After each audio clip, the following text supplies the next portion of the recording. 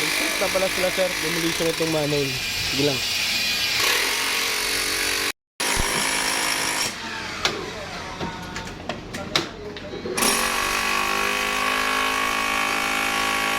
Halos natanggal na nila yung pinaka-frame sir, no, sa ibabaw ng manhole.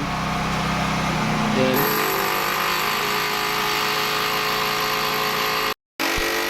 ito na lang dito na sir, yung hinaabol na sir para makompleto sa manhole.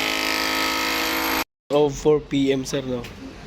Ito na yung ano nila, halos ito na lang kulang sir sa naka-cover, no, dito sa manhole frame natin. So dito sir ng ano na ilalim, halos na chip na rin nila sir, no.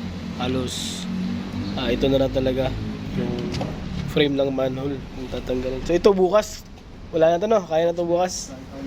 So ito na lang yung tatapusin nila ngayon sir, para bukas yung pinaka manhole frame naman, no, yung tatanggalin. So dito sa loob clear na sila sir, wala na yung magiging abala So yung nakakapit dito kanina.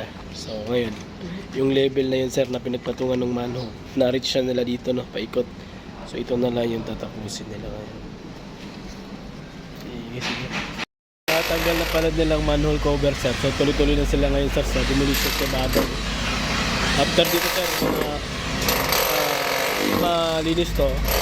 Ito yung unahin nila sir na portion ng manhole para mahawi natin to sir, yung pinakatubo na to.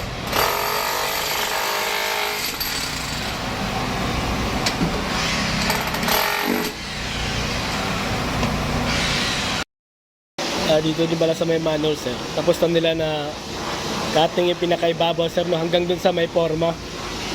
So ngayon sir, pinaka-instruction natin dito, ito na yung isusunod nila sir, para nga i-free up natin tong routing nito.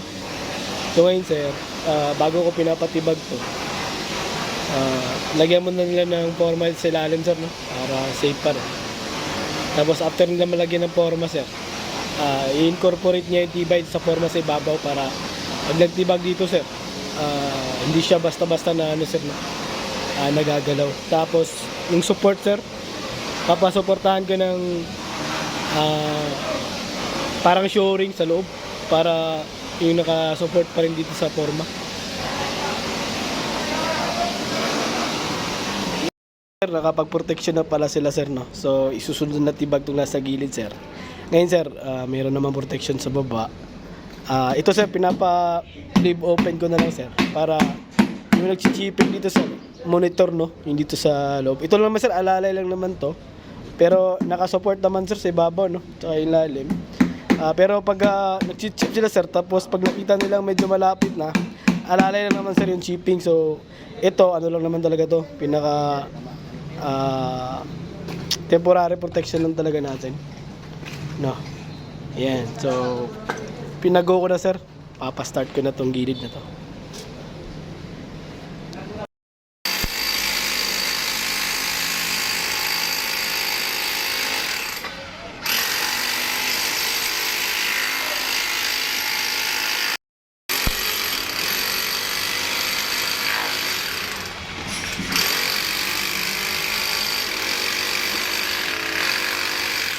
Naman sir, hanggang dito lang yung natapos nila, no. Pero bukas sir, kaya na to hanggang bukas sir, para yung schedule nila ng Monday, para sa relocation nitong rerouting nitong FOC is mangyari sir, no.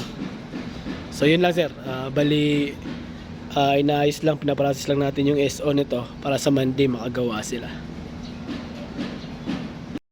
Natapos na pala nila tong side sir na may FOC. So ngayon sir, ready na for ano to sir, no, yung sa rerouting natin, itong side na to. So ngayon sir, dito na sila maguna.